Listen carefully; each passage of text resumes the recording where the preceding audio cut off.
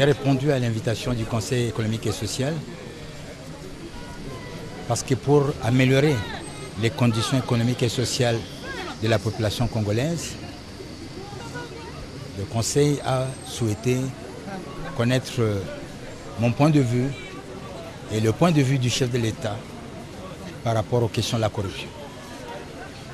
À ce sujet, j'ai relevé qu'en cette matière, depuis son avènement au pouvoir, et particulièrement depuis 2008, 9, 10, le chef de l'État a clairement exprimé sa volonté de lutter contre la corruption.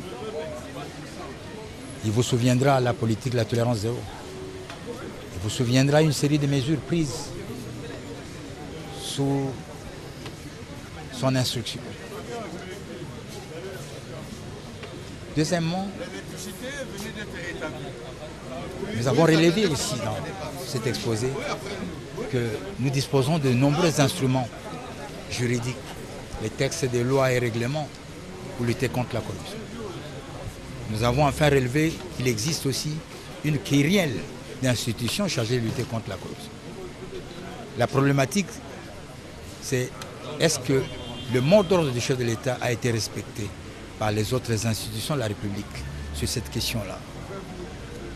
Nous avons identifié toutes les difficultés qui nous amènent à considérer à ce jour que cette lutte n'est pas efficacement menée.